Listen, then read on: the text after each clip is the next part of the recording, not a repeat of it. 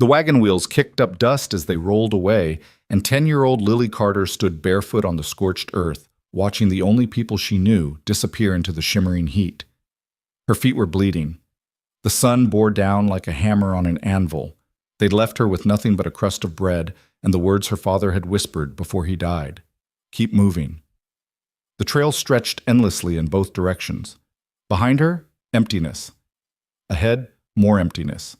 She took one step, then another, each one searing her skin. This is where her story begins. If you're watching from anywhere in the world, drop your city in the comments below. I want to see how far Lily's story travels. And if this opening grabbed you, hit that like button and stay until the very end. The heat wasn't just oppressive, it was alive. It pressed down on the Wyoming plains with a physical weight, bending the air into liquid waves that danced above the cracked earth. Lily Carter stood motionless for a long moment after the wagon disappeared, her small chest rising and falling in rapid, shallow breaths. The dress she wore, once blue, had faded to the color of dirty sky. It hung loose on her thin frame, torn at the hem where it had caught on a wagon wheel 2 days prior. She was 10 years old, and she was alone.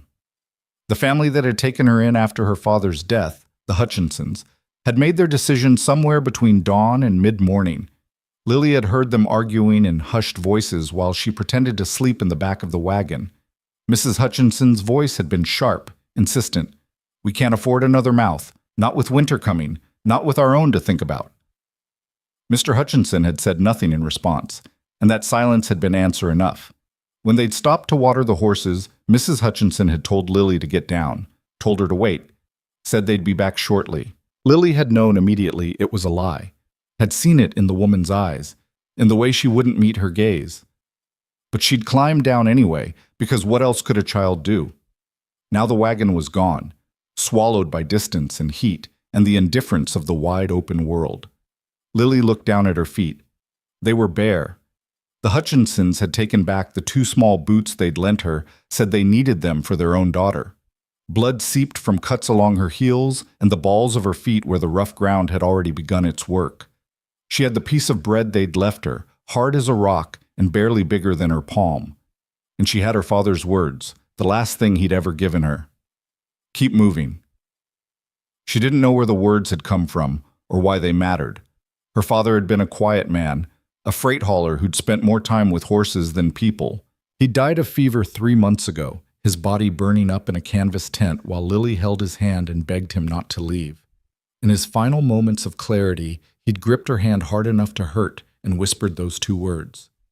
Keep moving. So she did. The first steps were agony. The earth was baked hard and littered with stones, and each footfall sent sharp pain shooting up through her legs. She bit down on her lip hard enough to taste blood, but she didn't stop. Stopping meant thinking. Thinking meant understanding that she had no water, no shelter, no direction, and no hope of surviving more than a day in this heat. She kept moving. The landscape offered nothing. No trees for shade, no streams for water, no buildings on the horizon. Just endless rolling plains covered in dry grass and sage, broken occasionally by formations of red rock that shimmered in the distance like mirages. The sky was a bleached white blue, empty of clouds, empty of birds, empty of mercy. Lily's throat was already dry. She'd had water that morning, a few sips from the Hutchinsons' canteen, but it felt like a lifetime ago. The sun sucked moisture from her skin, her lips, her eyes. She tried to produce saliva but couldn't. The piece of bread in her hand felt like a cruel joke. She couldn't eat it without water. It would turn to paste in her mouth and choke her. She walked for what felt like hours, but was probably less than one. Time stretched and compressed strangely in the heat. Sometimes she felt like she was moving through syrup, each step taking enormous effort. Other times she'd snap back to awareness and realize she'd covered distance without remembering it, her body moving on its own while her mind drifted somewhere else. Her father appeared to her once, walking beside her in his worn duster coat, his hat pulled low against the sun. She turned to look at him, and he smiled, actually smiled, which he'd rarely done in life, and said, "You're doing fine, Lily girl. Keep moving." Then she blinked and he was gone, and she understood that her mind was starting to fracture under the heat. The pain in her feet had evolved beyond sharp and specific. Now it was a constant burning throb, each step adding to a symphony of hurt that seemed to encompass her entire body. She could feel blisters forming and popping, new ones rising immediately in their place. Blood mixed with dust and caked onto her skin. She tried not to look down. Looking down meant seeing how bad it was, and seeing meant accepting, and accepting meant giving up. She kept moving. The sun climbed higher directly overhead now, beating down without angle or mercy. Lily's vision began to swim. Dark spots appeared at the edges, pulsing in time with her heartbeat. She stumbled, caught herself, stumbled again. Her breath came in short gasps that burned her throat.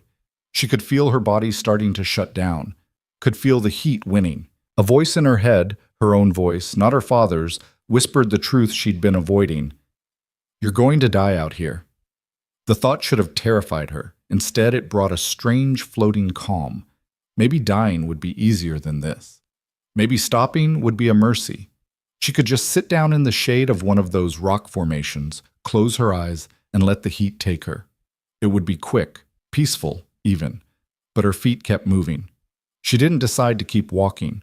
Her body simply refused to stop, driven by something deeper than thought or will, some animal instinct that wouldn't surrender even when surrender made sense.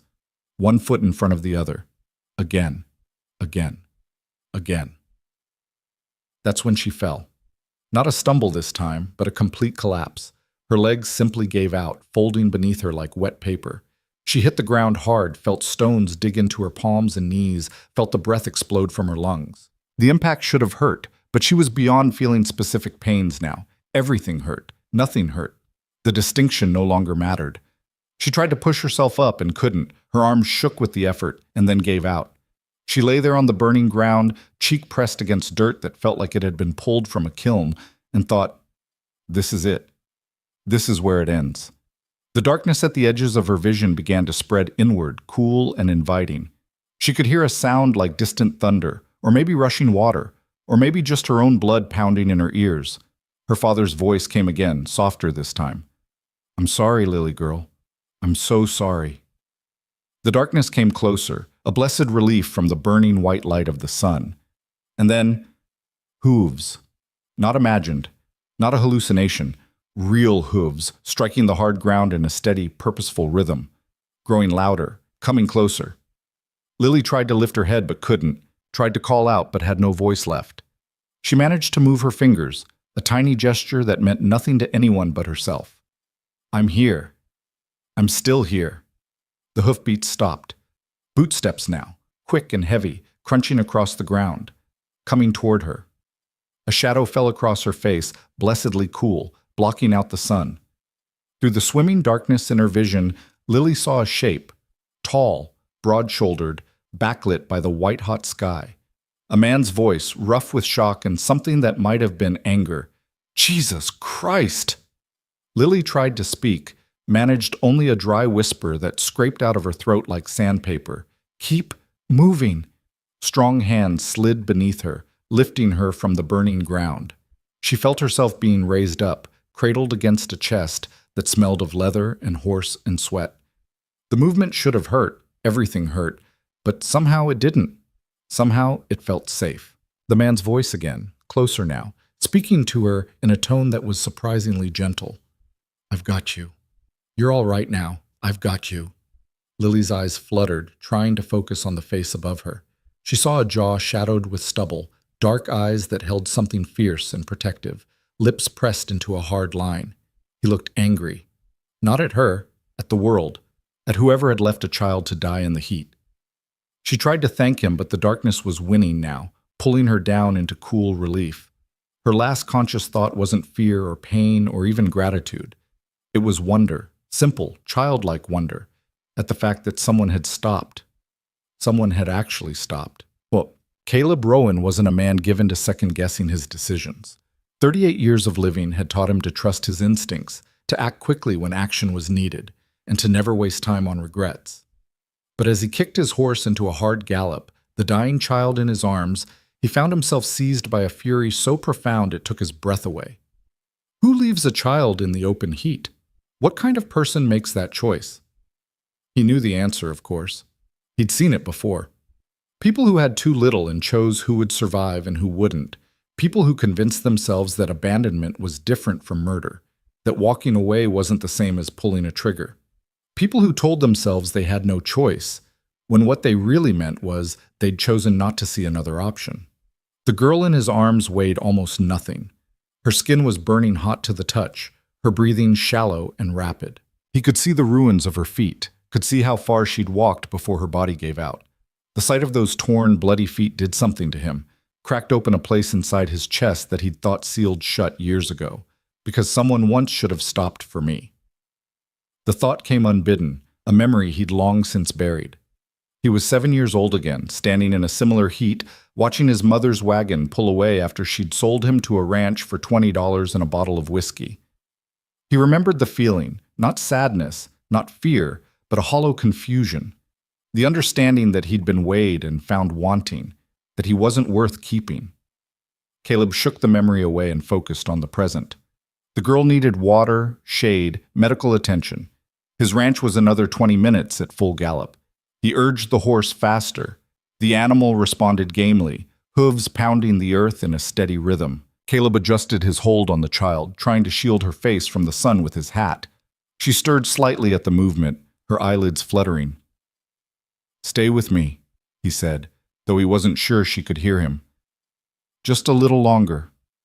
Her lips moved, forming words without sound. He leaned closer, trying to make them out. "Keep moving." 2 words, whispered with the last of her strength. 2 words that felt like a punch to his gut. "Yeah," he said quietly. "That's right. We keep moving." The ranch appeared on the horizon, a sprawl of buildings clustered around a main house, corrals spreading out in all directions, windmills turning lazily in the hot air.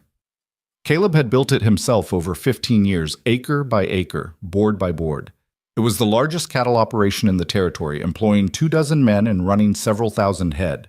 It was proof that he'd survived, that he'd made something of himself despite being abandoned and sold and told he'd never amount to anything. And it was empty. Oh, the bunkhouses held workers, and the foreman kept the operation running smoothly, but the main house, the sprawling 2-story structure with its wraparound porch and room after empty room, held only him. He'd built it thinking he'd fill it someday. Fill it with what? He'd never been quite sure. A wife, maybe. Children. A family of his own to replace the one that had discarded him. But the years had passed, and the house had stayed empty, and Caleb had grown comfortable with solitude. Or told himself he had. He pulled the horse up outside the main house and dismounted in one smooth motion, still cradling the girl. His housekeeper, Martha Santos, appeared on the porch, wiping her hands on her apron. She was a stout woman in her 50s, unflappable and efficient, the only person Caleb trusted with the running of his household. Her eyes widened when she saw the child in his arms. "Sweet Mary," she breathed. "What happened?" "Found her on the North Trail," Caleb said, mounting the porch steps. "Collapsed in the heat. She's burning up. We need to get her temperature down and get water in her." Martha held the door open, already moving into action. "The blue bedroom. It's the coolest room in the house. I'll get water and cloths." Caleb carried the girl upstairs to a room he'd furnished years ago but never used. It had a large bed with a wrought iron frame, lace curtains that filtered the harsh sunlight into something softer, and walls painted a pale blue that somehow made the space feel cooler. He laid her gently on top of the quilt, and that's when he got his first real look at her. She was small for 10. He guessed her age from the length of her limbs, with tangled brown hair that had probably been lighter before sun and dirt had darkened it. Her face was burned and peeling, her lips cracked and bleeding. But it was her feet that made him want to put his fist through a wall. The soles were shredded, layers of skin torn away to expose raw flesh beneath. Blood had dried in dark patches mixed with dirt and fragments of stone. Martha arrived with a basin of cool water and an armful of clean cloths. She took one look at the girl's feet, and her mouth set in a hard line. "Who did this?" she asked quietly. "Don't know," Caleb said. "But I'd like to find out." They worked together in efficient silence. Martha began sponging the girl's face and arms with cool water while Caleb carefully cleaned her feet, working as gently as he could to remove the dirt and debris without causing more damage. The girl stirred occasionally, whimpering in her sleep, but didn't wake. We need to get water in her, Martha said. But we can't do it while she's unconscious. She'll choke. How long until she wakes up? Martha shook her head. Could be hours, could be days, if the heat got to her brain. We just have to wait.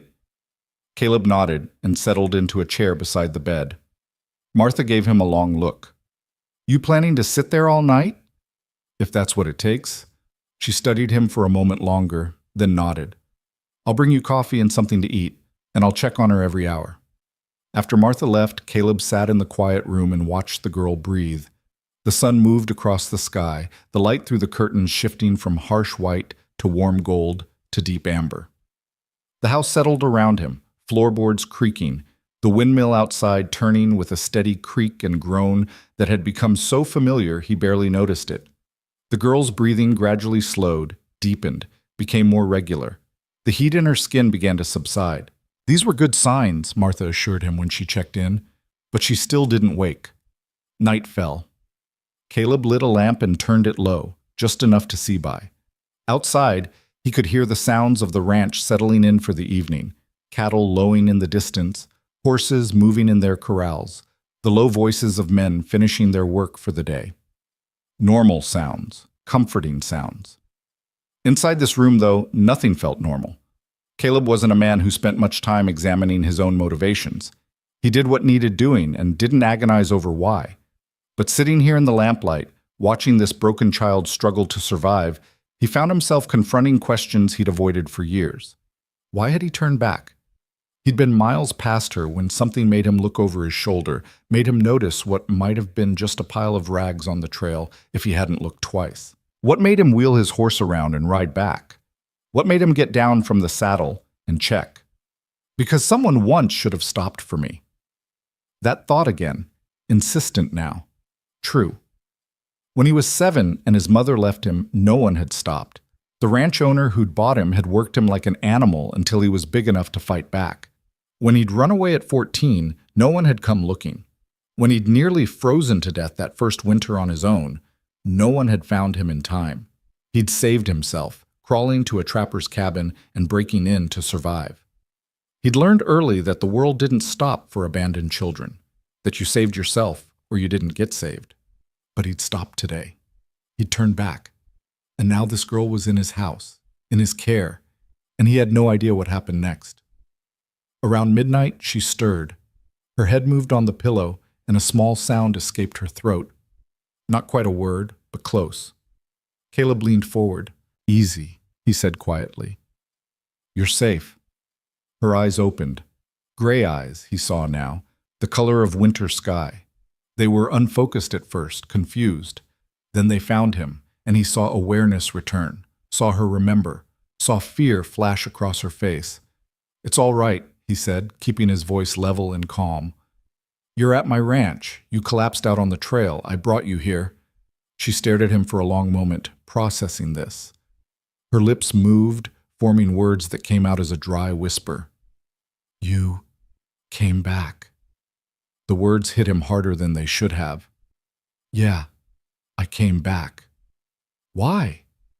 It was the same question she'd managed to ask him out on the trail before she'd lost consciousness, and he still didn't have a good answer, or maybe he had the only answer that mattered. Because someone should have, he said simply. She absorbed this, her gray eyes never leaving his face.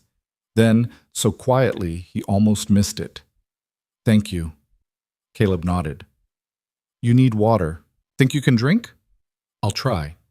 He helped her sit up, supporting her back with one arm while he held a cup of water to her lips with the other. She drank in small sips, coughing occasionally but managing to keep it down. When she'd had enough, he eased her back against the pillows.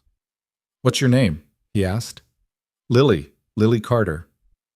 I'm Caleb Rowan. This is my ranch. She looked around the room for the first time, taking in the comfortable furnishings, the clean space, the soft lamplight.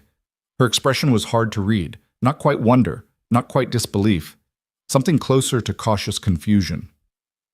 The people who left you, Caleb said carefully. Do you know where they were headed?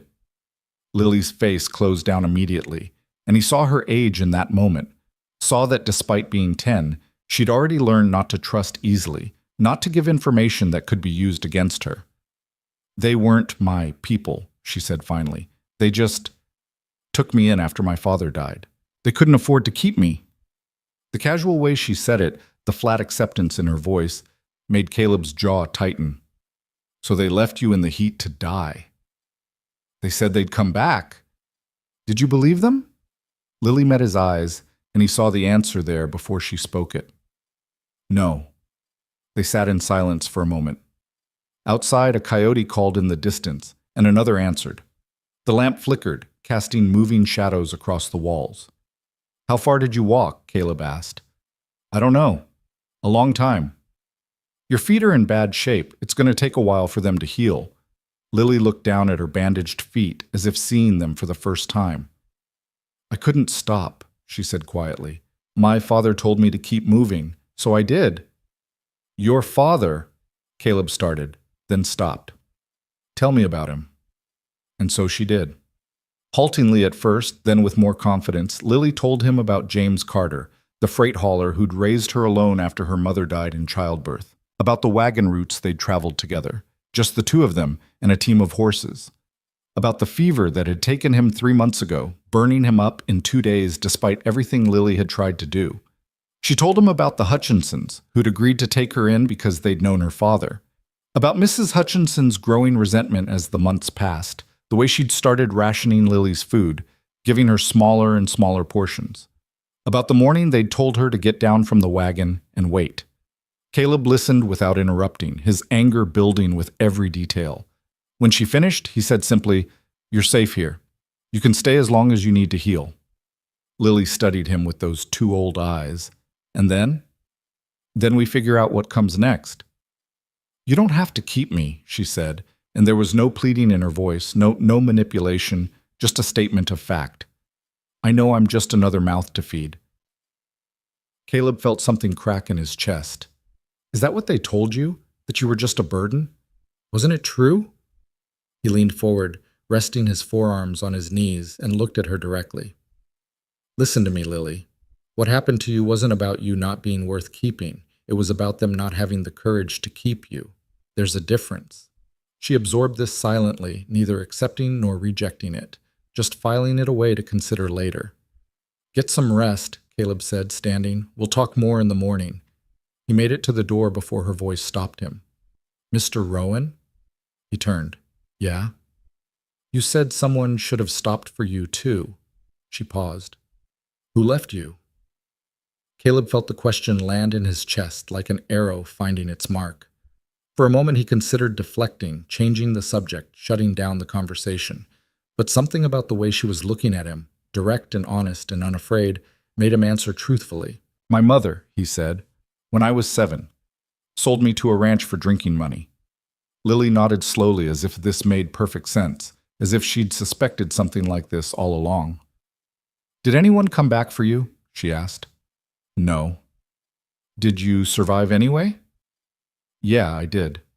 She smiled then, the first smile he'd seen from her, small and fleeting but real. Good, she said. That means I can too. Caleb found himself smiling back. Yeah, I expect you can. He left her then, closing the door quietly behind him. Martha was waiting in the hallway, her arms crossed, her expression knowing. She's going to stay, isn't she? Martha said. It wasn't really a question, but Caleb answered anyway. For now. Until she's healed. Until we figure out what's best. Martha nodded.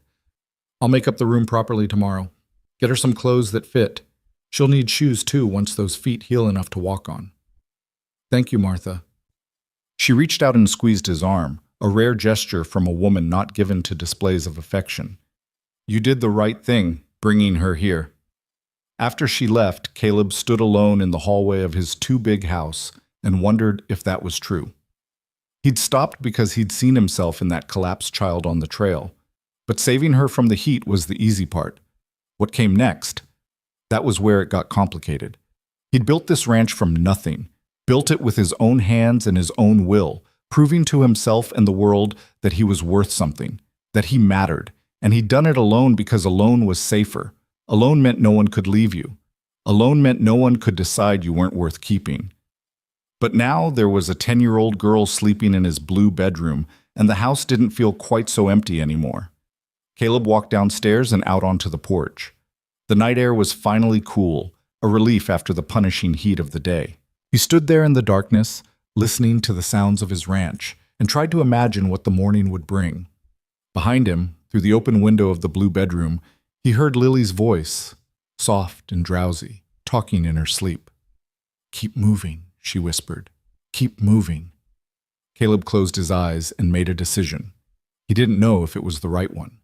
Didn't know if he was equipped to care for a damaged child who'd been left to die. Didn't know if he could be what she needed.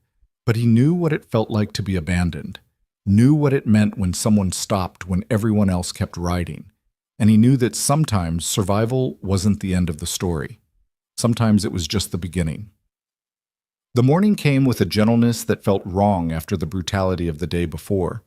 Soft light filtered through the lace curtains, painting patterns across the blue walls. Lily woke to the sound of birds and the distant lowing of cattle, sensations so foreign after months of sleeping in a cramped wagon that for a moment she couldn't place where she was. Then memory returned. The heat, the collapse, the man who'd come back, and she pushed herself upright despite the protest from every muscle in her body. Her feet throbbed with each heartbeat, sending waves of pain up through her legs. She looked down at the bandages, white and clean, and wondered what her feet looked like underneath.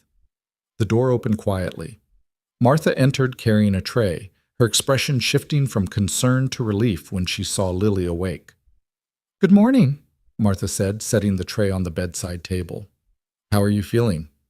Lily considered the question. She hurt everywhere. Her skin felt tight and hot where the sun had burned it. Her throat was raw. But she was alive, and she was inside, and there was food on that tray that smelled better than anything she'd eaten in months. "Better," she said, because it was true in the ways that mattered. Martha smiled. "Mr. Rowan said you were tough.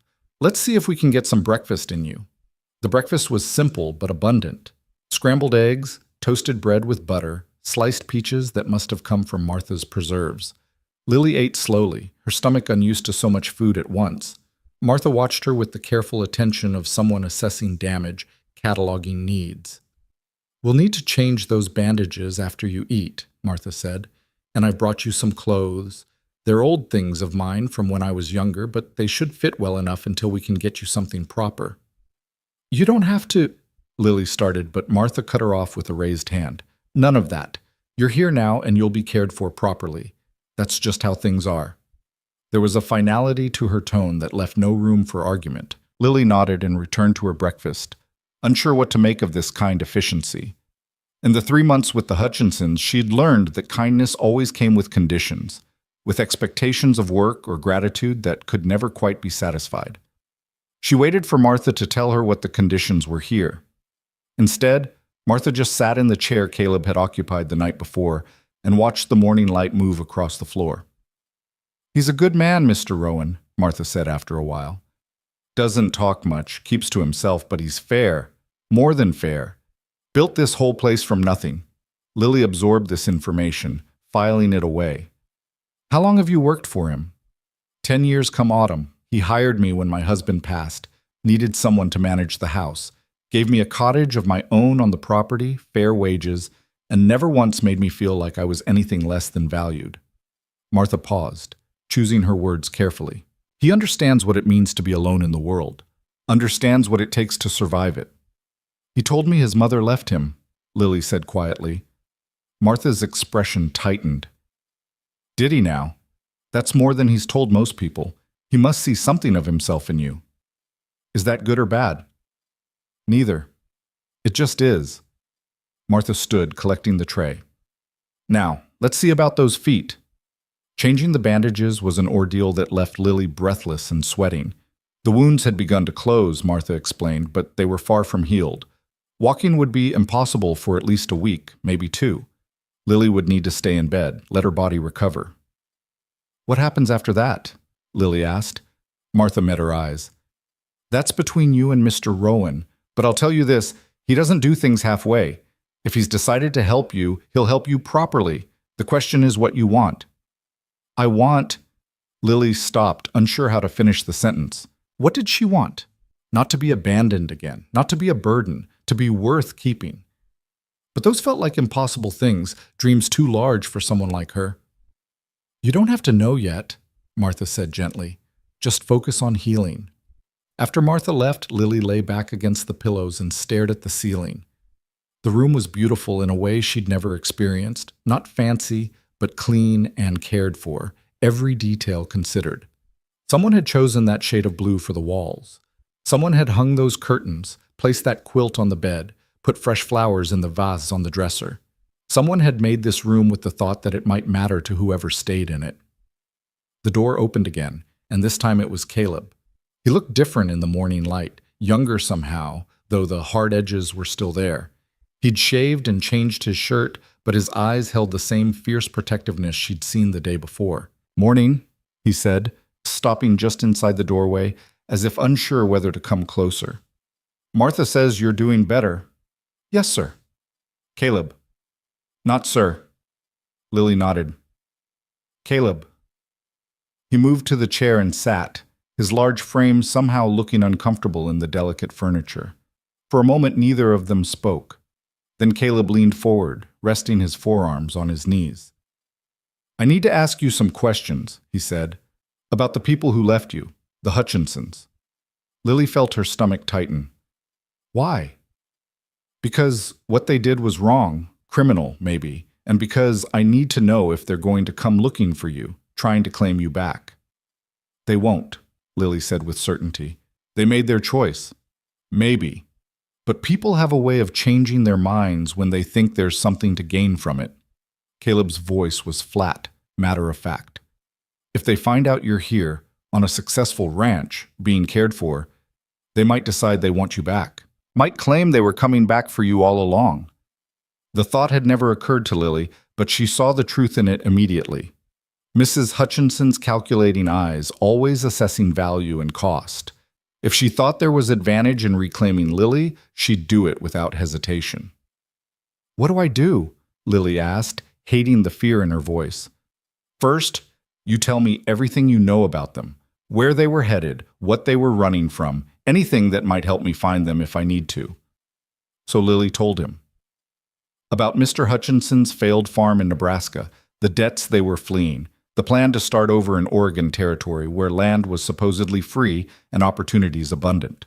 About Mrs. Hutchinson's sister in Portland who'd promised them a place to stay.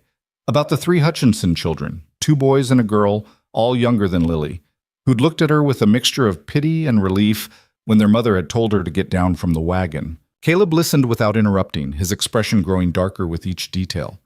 When she finished, he sat back and was quiet for a long moment. "Oregon's a long way off," he said finally. "If they're headed there with purpose, they're not likely to turn back. But I'll make some inquiries, find out if anyone's seen their wagon pass through, and I'll talk to the sheriff, make sure there's a record of what happened." "Will I have to leave?" The question came out smaller than Lily intended. Caleb's expression softened.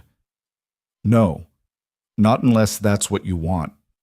Like I said last night, you can stay here as long as you need. But what would I do here? I can't just, I should work, earn my keep. You're 10 years old and you can barely walk. Right now, your job is to heal. And after that?" Caleb seemed to consider this carefully. "After that, we'll figure it out together. Maybe you help Martha in the house. Maybe you go to school. There's a schoolhouse in town, about an hour's ride. Maybe you just be a kid for a while, which it seems like you haven't had much chance to do." Lily stared at him, trying to find the trap in his words, the hidden condition, but his expression was open, honest. He meant what he said. "Why?" she asked. "Why would you do all this for someone you don't know?" Caleb was quiet for so long she thought he might not answer. Then he stood and walked to the window, looking out at the ranch spread below. "When I was 14, he said, I ran away from the ranch my mother sold me to. Ran with nothing but the clothes on my back and a stolen horse I meant to return once I got far enough away. I made it 3 days before the horse threw me and ran off. I was alone in the mountains with winter coming on. No food, no shelter, no plan." He paused, still looking out the window. "I found a trapper's cabin, empty for the season. Broke in and survived on whatever scraps I could find. whatever I could trap or catch. I told myself I'd make it, that I was strong enough to survive anything. He turned to face her. But I wasn't. I got sick. Fever, like what took your father. I was dying in that cabin, too weak to move, certain that was where I'd end. What happened? Lily asked quietly. The trapper came back early, found me half dead on his floor. He could have thrown me out, could have turned me in for breaking and entering. Instead, he nursed me back to health, taught me how to survive in the mountains, how to trap and hunt and read the weather, kept me through that winter and into spring. Why did he do it? Caleb smiled, a sad expression that didn't reach his eyes. I asked him that once. He said, because I was young and stupid once too, and someone gave me a chance I didn't deserve. Figured I'd pass it on. He died the next winter. Avalanche took him while he was checking his trap lines. By then he had taught me enough that I could make it on my own. He returned to the chair and sat down, meeting Lily's eyes directly. I survived because someone stopped when they could have kept walking, because someone saw a stupid kid who'd made bad choices and decided to give him a chance anyway. He leaned forward. So when I saw you out there on that trail, when I had the choice to keep riding or turn back, there was no choice. Not really, because I know exactly what it feels like to be left behind, and I know what one person's kindness can mean. Lily felt tears prick her eyes, but blinked them back. I'll be worth it, she said fiercely. I'll work hard and I won't complain and I'll... Lily, Caleb's voice was gentle but firm. You don't have to earn the right to be cared for. You don't have to prove you're worth keeping. You just have to heal and grow and be yourself. That's enough. The tears came then, hot and fast. 3 months of held-back grief and fear pouring out. Caleb didn't try to stop her or comfort her with empty words. He just sat there, solid and patient, letting her cry until she had nothing left.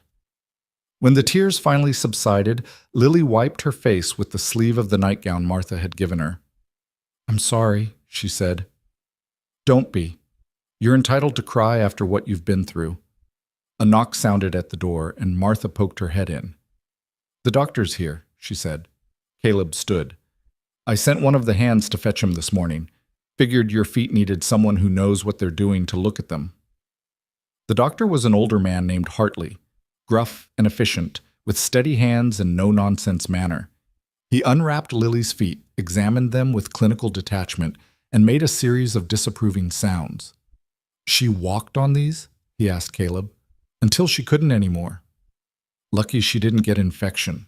Lucky she didn't damage the bones. He looked at Lily.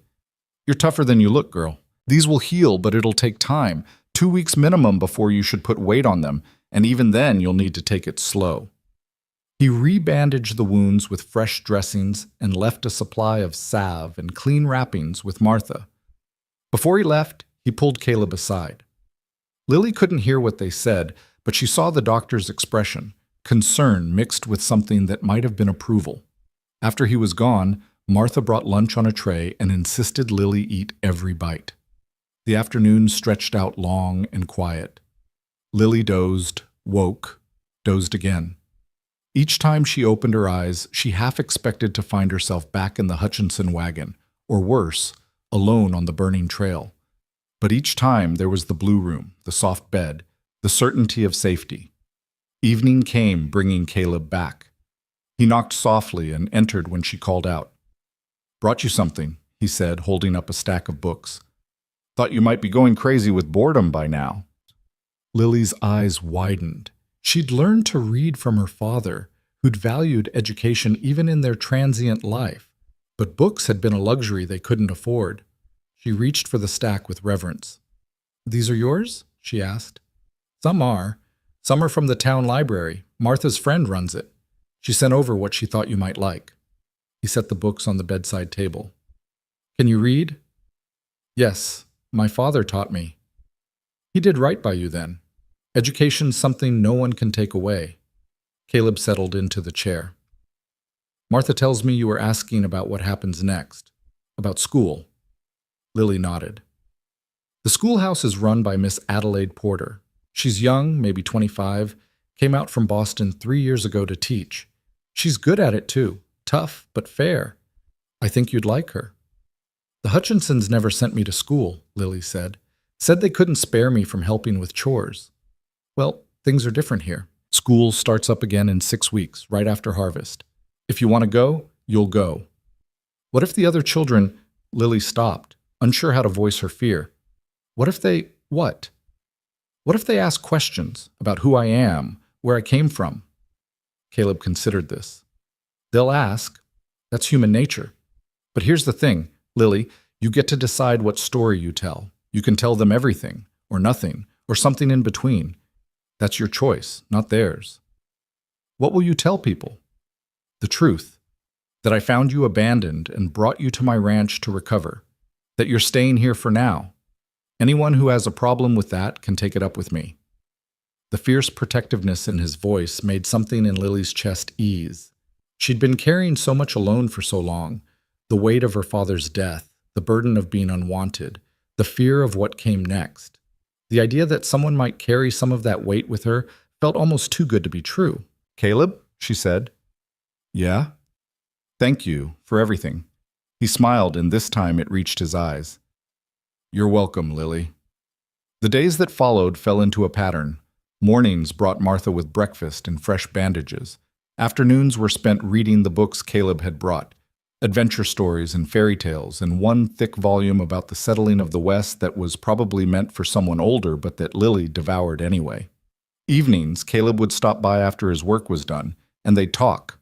Sometimes they talked about her father, and Caleb would listen to her stories with an attention that made her feel like James Carter had been someone important, someone worth remembering. Sometimes they talked about the ranch, and Caleb would explain how cattle operations worked, how he'd built his herd, the challenges of managing land and men and market prices. And sometimes, though not often, Caleb would talk about his own past, about the years he'd spent learning to survive, the jobs he'd worked, the money he'd saved, about the day he'd bought his first 100 acres, and how he'd stood in the middle of that empty land and sworn he'd make something of it, about the slow, hard process of building something lasting from nothing. Lily began to understand that Caleb Rowan wasn't just a wealthy rancher who'd happened to find her. He was someone who'd been exactly where she was, alone, abandoned, forced to survive by sheer will. And he'd done more than survive. He'd built something. If he could do it, maybe she could too. On the 8th day, Martha came in with her breakfast and a cautious smile. Mr. Rowan asked if you felt up to visitors, she said. Lily's stomach clenched. Who? Some of the ranch hands. They've been asking about you, wanting to know if you're all right. They're a good group, rough around the edges maybe, but decent men. But if you're not ready, I'll tell them no. Lily thought about this. Part of her wanted to stay hidden in this blue room forever, safe and separate from the world. But she'd been hiding long enough. Okay, she said. They can come. The men arrived that afternoon, 3 of them, cleaned up and clearly uncomfortable in the refined space of the main house.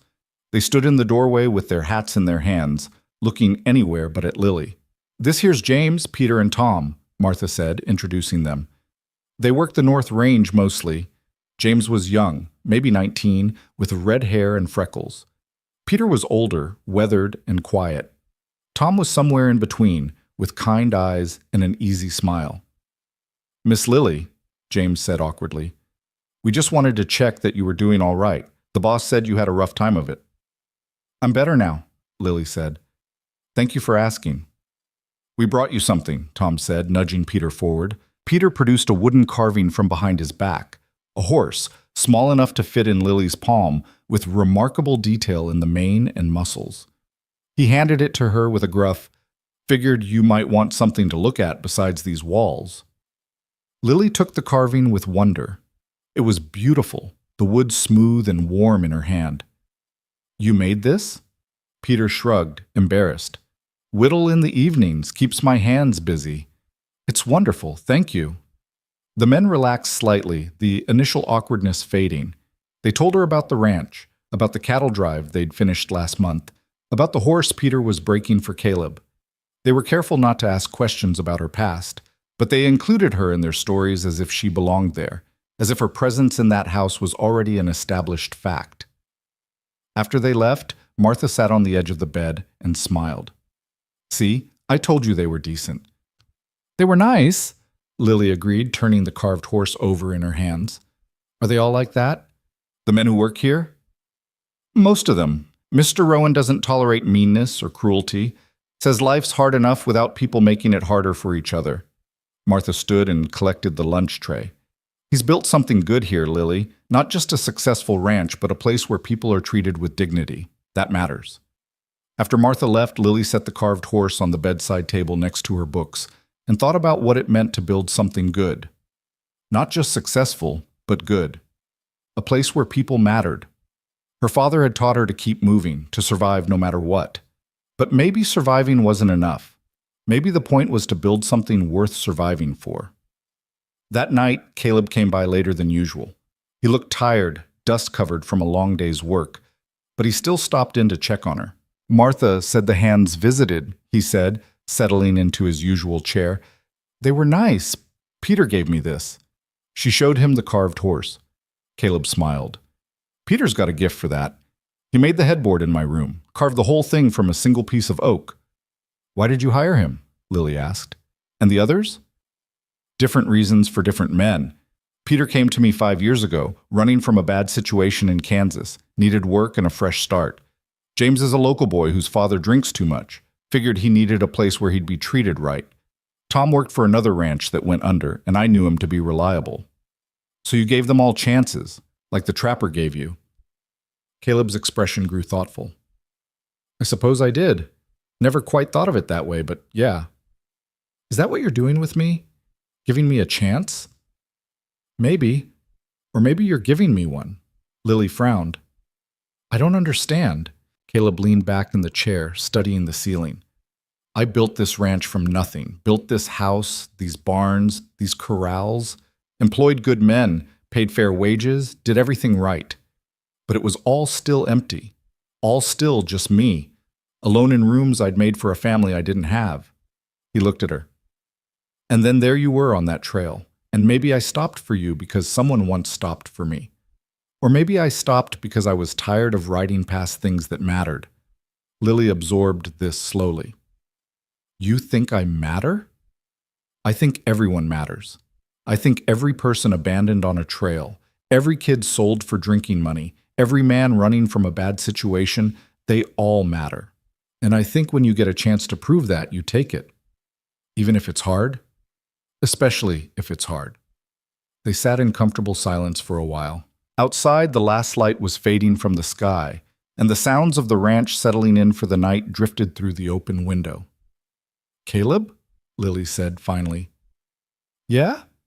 I'm glad you turned back. He smiled. Me too, Lily. Me too. 2 weeks after Caleb had found her on the burning trail, Lily took her first steps. Martha stood on one side, Caleb on the other, both ready to catch her if she fell. The bandages were finally off, revealing feet that were pink and tender but healing. Dr. Hartley had pronounced her ready to try walking, though he'd cautioned against too much too soon. Lily planted her right foot on the floor, felt the strange sensation of wood against skin that had been wrapped and protected for so long, and pushed herself up from the bed. Pain shot through her feet immediately, but it was manageable. Nothing like the tearing agony of those first steps on the burning trail. Easy, Caleb said, his hand steady on her elbow. Take your time. She took one step, then another. Her legs shook with the effort, muscles weak from 2 weeks of bed rest. But she stayed upright, moving slowly across the room to the window she'd been looking out of for days, wanting to see it from a standing position, wanting to claim that small victory. When she reached the window, she looked out at the ranch spread below. The corrals with their horses, the barns and outbuildings, the wide expanse of grassland rolling toward distant mountains. From this angle, she could see men working, moving cattle from one pasture to another. She could see the windmill turning, the vegetable garden behind the house where Martha grew tomatoes and beans and herbs. She could see the life of the place, the purposeful activity that marked every day. It's beautiful, she said quietly. It is, Caleb agreed, coming to stand beside her. Took me years to see it, though. When I first bought this land, all I saw was work. All the things that needed building, all the problems that needed solving. Took me a long time to stop and actually look at what I'd made. What changed? Nothing. Everything.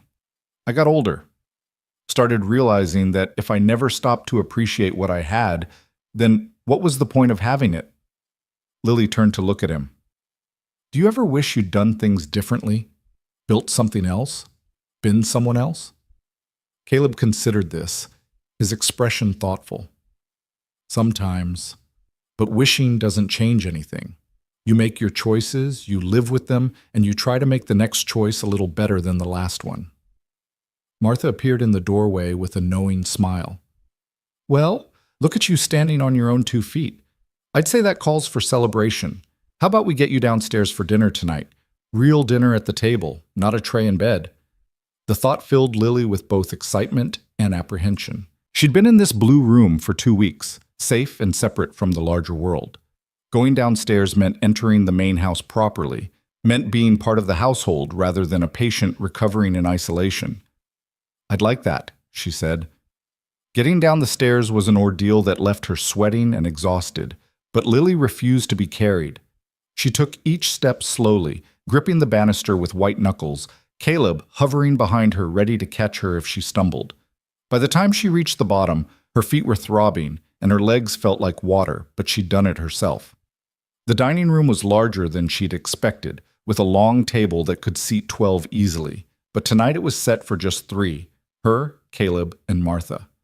The housekeeper had outdone herself, laying out a feast of roasted chicken, mashed potatoes, fresh bread, and vegetables from the garden. Martha, you didn't have to, Caleb started, but she cut him off with a wave of her hand. Hush, the girl's been eating off a tray for 2 weeks. She deserves a proper meal. They sat down together, and for a moment Lily felt overwhelmed by the normalcy of it. A table set with care, food served with attention, people who seemed genuinely glad she was there. It was so far removed from the Hutchinson wagon, where she'd eaten scraps while they had proper portions, where every bite felt grudging. So, Martha said, passing the potatoes, Dr. Hartley says you're healing well. Another week or 2 and you should be able to walk without pain. Just in time for school, Caleb added. I talked to Miss Porter yesterday, told her about you. She's looking forward to having you in her class. Lily's hand froze halfway to her mouth. You talked to her? What did you say? That you're staying at the ranch, that you're smart and you know how to read, that you've been through some hard times but you're recovering. He met her eyes. I didn't tell her everything, just enough so she'd understand and be ready to help if you need it. What if... Lily stopped, searching for the right words. What if the other children ask questions? What if they know about the Hutchinsons, about what happened? Then you tell them it's none of their business, Martha said firmly. Or you tell them the truth. Or you tell them whatever you want. But you don't let anyone make you feel ashamed of what was done to you. Martha's right, Caleb said. What the Hutchinsons did, that's on them, not you. You survived. You kept moving when most people would have given up. That's nothing to be ashamed of. They ate in comfortable silence for a while. The food was delicious, rich, and satisfying, and Lily found herself eating more than she had in months. Her stomach had shrunk during her time with the Hutchinsons, but it was slowly expanding again, accepting the abundance that came with being in Caleb's house. I've been thinking, Caleb said, setting down his fork, about what comes next. Long term, I mean. Lily's chest tightened. Here it came. The conditions, the expectations, the price for all this kindness. I want you to stay, Caleb said simply. Not just until you're healed. Not just until we figure something else out. I want you to stay here. Make this your home, if that's what you want. Lily stared at him, afraid to believe what she was hearing. But I'm not... I'm nobody. I don't have anything to offer. You're a 10-year-old girl who deserves a home and a chance to grow up safe. That's all the reason needed. He leaned forward. I'm not asking you to decide right now. Think about it. See how you feel once you're stronger, once you've been to school, once you've had time to settle. But I want you to know the offer stands. This can be your home for as long as you want it to be. Martha was watching them both with suspiciously bright eyes. What the man's trying to say in his roundabout way is that we'd like to keep you, both of us. I'd like that, Lily said, her voice small but certain. I'd like to stay. Caleb's expression softened into something that might have been relief. Good. Then it's settled. But even as she said the words, even as she felt the warmth of their acceptance, A small voice in the back of Lily's mind whispered doubts. People had wanted to keep her before. Her father had loved her. The Hutchinsons had taken her in, and she'd still ended up abandoned on a burning trail. What made this different? What guarantee did she have that Caleb wouldn't change his mind, that circumstances wouldn't shift, that she wouldn't wake up one morning to find herself unwanted again? As if reading her thoughts, Caleb said quietly, "I know trust doesn't come easy after what you've been through. I know words are just words until they're backed up by action. So I'm not asking you to trust me right now. I'm just asking you to give me the chance to earn it." Lily nodded, not trusting herself to speak. The next morning brought a visitor. Lily was sitting on the front porch, her feet propped up on a stool, when a wagon rolled up the drive. A woman climbed down, young and pretty, with dark hair pinned up neatly and a practical dress that had seen better days. She spotted Lily and smiled. "You must be Lily. I'm Adelaide Porter. I teach at the schoolhouse." Lily straightened, suddenly conscious of her faded dress and healing feet. "Hello, Miss Porter." "Please, call me Adelaide. Everyone does." She climbed the porch steps and settled into the chair beside Lily without waiting for an invitation. "I've been hoping to meet you. Caleb speaks very highly of you." "He does?" "He does. Says you're smart and brave, and you've got a good head on your shoulders. High praise from a man who doesn't give compliments lightly." Lily didn't know what to say to that, so she stayed quiet. Adelaide studied her for a moment, her expression kind but assessing. "I hear you've had a difficult time. I won't pry into the details. That's your business. But I want you to know that when you come to school, you'll be treated just like every other student. No special treatment, no different expectations. You'll work hard, and you'll be held to the same standards as everyone else. Does that sound fair?" "Yes, ma'am." "Good. Now tell me about your education so far. What have you studied?" For the next hour, Adelaide asked her questions about reading, arithmetic, history, geography. Lily answered as best she could, explaining what her father had taught her, what she'd learned from the few books they'd owned. Adelaide listened carefully, occasionally nodding or making small sounds of approval. "You're further along than I expected," Adelaide said finally. "Your father did well by you. I think you'll fit in with the older students, the 12 and 13-year-olds. They're working on more advanced material, and I think you'll be challenged, but not overwhelmed." "Older students?" Lily's stomach dropped. "But I'm only 10. Age doesn't always match ability. Some of my youngest students are my brightest, and some of my oldest are still struggling with basic concepts. I group by capability, not by years." Adelaide leaned forward. "But I understand if that makes you nervous. Being the youngest in a group can be difficult." "I don't want special treatment," Lily said quickly. "I want to earn my place." Adelaide smiled. "I had a feeling you'd say that. You remind me of myself at your age, determined to prove yourself, to show everyone you're worth more than they think. Is that bad?" "Not bad, just exhausting if you're not careful." Adelaide stood. "School starts in 4 weeks. In the meantime, I've brought you some books to work through. Consider it preparation if you like, but also consider it permission to just be a child for a while. You've been through more than most people face in a lifetime. It's all right to rest." After Adelaide left, Lily sat with the stack of books in her lap and wondered if it really was possible to rest. She'd been running, literally and figuratively, for so long that she didn't know how to stop. Even here, safe on Caleb's porch, part of her was waiting for the other shoe to drop, for the moment when everything fell apart. Caleb found her there an hour later, still holding the books, staring out at the ranch without really seeing it. "Penny for your thoughts," he said, settling into the chair Adelaide had vacated. "Just thinking about school, about what comes next." "Nervous?" "A little. Adelaide says I'll be with the older students. What if they don't like me? What if they think I don't belong?" Caleb was quiet for a moment. "Can I tell you something I learned the hard way?" "Yes?" "There will always be people who think you don't belong. People who look at where you came from or what you've been through and decide you're less than them.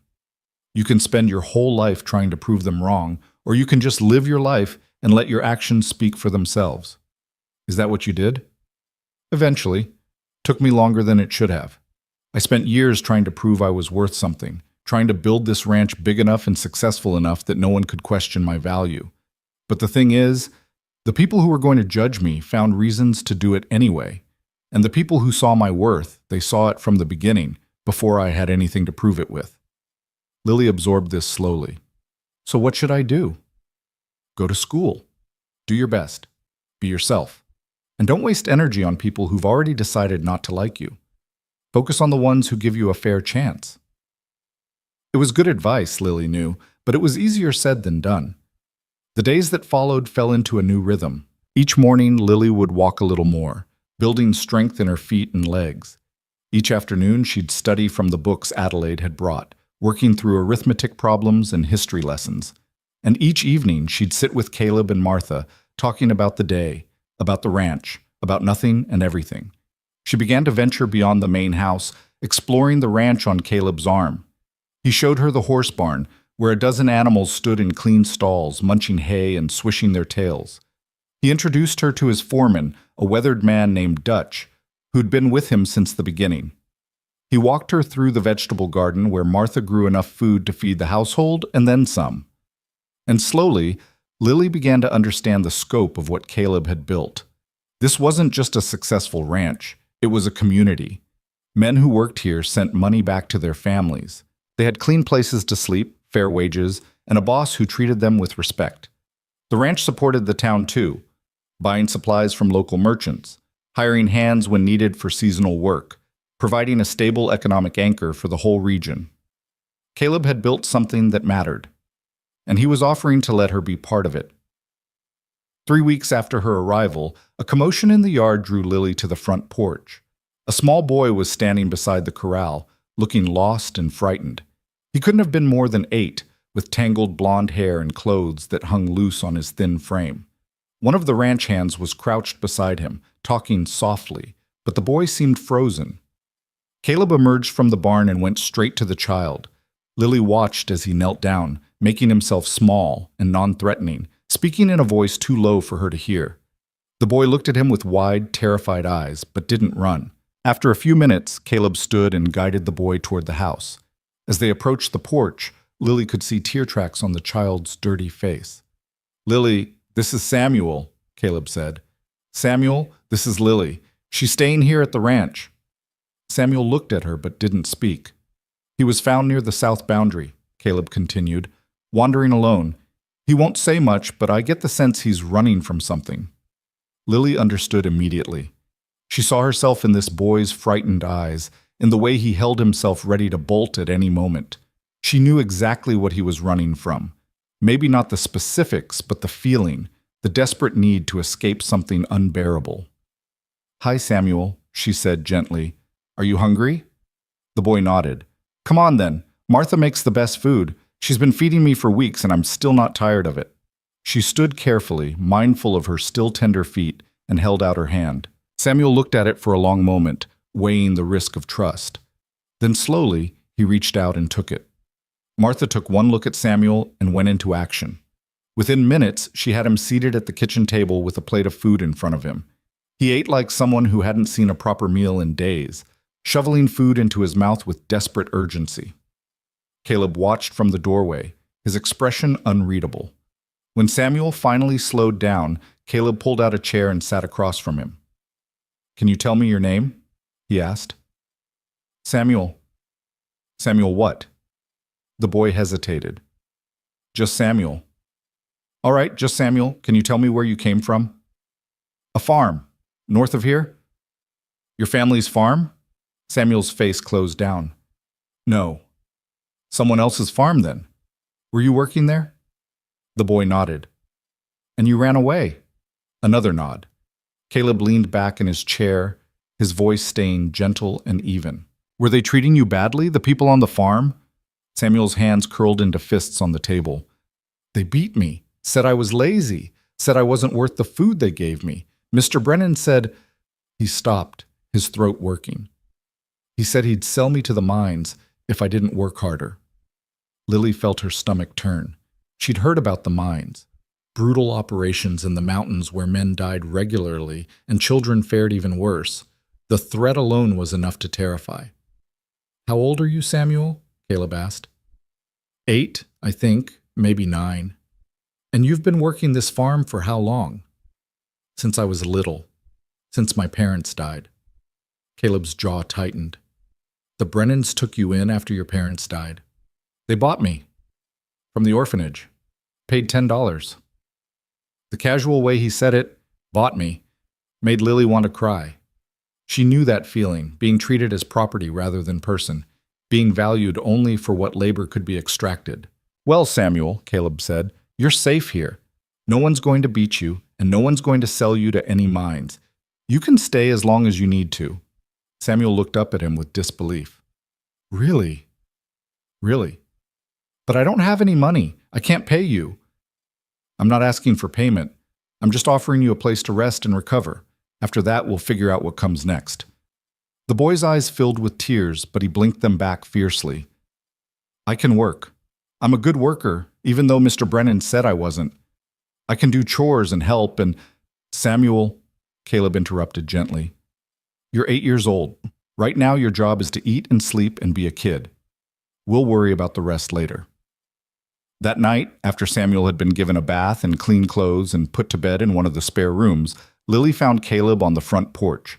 He was staring out at the dark ranch, his expression troubled. You're going to keep him, Lily said. It wasn't a question. If he wants to stay, if the Brennans don't come looking for him. And if they do, Caleb's voice went hard. Then they'll have to go through me. Lily sat down beside him, pulling her shawl tighter against the cool evening air. Is this what you meant when you said you knew what it felt like to be left behind? Yeah. Samuel's story is different from mine, different from yours. But the core is the same. A child alone in the world, told they're worthless, treated like they're disposable. He turned to look at her. I can't save every abandoned child in Wyoming. I can't fix the system that creates situations like yours and Samuel's. But I can do something about the ones who end up on my land. So you're just going to keep collecting strays? Lily asked, and there was no judgment in her voice, just curiosity. Maybe. Is that so bad? No, Lily said quietly. I think it's exactly right. Over the next few days, Lily watched Samuel slowly emerge from his shell of fear. He followed Martha around the kitchen, helping with small tasks and eating steadily, his thin frame beginning to fill out. He shadowed Caleb during ranch work, watching everything with wide eyes. And he stuck close to Lily, seeming to find comfort in someone closer to his own age who understood what he'd been through. On the fourth day, as predicted, the Brennans came. Lily was in the yard with Samuel, showing him how to braid rope the way her father had taught her, when the wagon rolled up. The man who climbed down was tall and broad, with a florid face and mean eyes. His wife stayed in the wagon, pinch-faced and silent. You, the man, Mr. Brennan, Lily assumed, said, pointing at Samuel. Get over here. We're going home. Samuel went pale and took a step backward. Caleb appeared from the barn, moving with deliberate calm. Can I help you? I'm here for my boy. He ran off 4 days ago. Heard he was here. Samuel is here, yes. He says you beat him and threatened to sell him to the mines. Brennan's face darkened. That's between me and him. I paid good money for that boy. He belongs to me. No one belongs to anyone, Caleb said, his voice dangerously quiet. And if you laid hands on a child in anger, then you're the one who broke the contract, not him. You can't keep him. I'll get the sheriff. Go ahead. I'll tell the sheriff about the bruises Samuel had when he got here, about the scars on his back from your belt, about an 8-year-old child so terrified he ran away into the wilderness rather than spend another day under your roof. Caleb took a step forward. You want to involve the law? We'll involve the law, but I don't think it'll go the way you expect. Brennan looked from Caleb to Samuel and back again. Whatever he saw in Caleb's face made him reconsider. The boy's more trouble than he's worth anyway, he muttered. You can keep him, but don't come crying to me when he disappoints you. He climbed back into his wagon and drove away without another word. Samuel stood frozen, watching the wagon disappear, his whole body trembling. He's really gone? Samuel whispered. He's really gone, Caleb confirmed, and he won't be back. Samuel turned to look at Caleb with something like awe. You stood up to him. No one ever stood up to him before. Someone should have stood up to him a long time ago. Caleb put a hand on Samuel's shoulder. You're safe now, and you'll stay safe. That's a promise. That night, Lily lay in her blue room and thought about promises. About the ones that had been broken and the ones that might actually hold. She thought about Samuel, sleeping peacefully for probably the first time in years. She thought about Caleb, who kept finding broken children and bringing them home. And she thought about what it meant to build something good. Not just successful, but good. A place where people were treated with dignity, where children were protected rather than exploited, where someone actually stood up when it mattered. This ranch wasn't just land and cattle and buildings. It was becoming something else, something that mattered in ways that had nothing to do with profit margins or property values. It was becoming a refuge. And Lily was beginning to believe she might actually be allowed to stay. School started on a crisp September morning with the smell of wood smoke in the air and the first hints of autumn gold touching the cottonwoods along the creek. Lily woke before dawn, her stomach churning with nerves. She'd laid out her clothes the night before, a new dress Martha had sewn for her, simple but well made, with a collar that sat neat against her throat. Her feet, finally healed, fit into proper shoes that Caleb had ordered from town. Samuel was already awake when she came downstairs, dressed in his own new clothes and looking equally terrified. They ate breakfast in silence while Martha fussed over them, packing lunches and checking their appearance one more time. "You'll do fine, Wilkie," Martha said, smoothing Lily's hair. "Both of you. Just remember what we talked about. Heads up, shoulders back, and don't let anyone make you feel small." Caleb drove them to town in the wagon, the three of them sitting together on the bench seat. The schoolhouse sat at the edge of town, a white building with a bell tower and windows that caught the morning light. Already children were gathering in the yard, their voices carrying across the distance. "Remember," Caleb said as he helped them down from the wagon, "if anyone gives you trouble, you tell Miss Porter. And if Miss Porter can't handle it, you tell me." "We'll be all right," Lily said, trying to sound more confident than she felt. Caleb studied her face for a moment, then nodded. "I know you will. I'll be back at 3 to pick you up." Lily took Samuel's hand and they walked together toward the schoolhouse.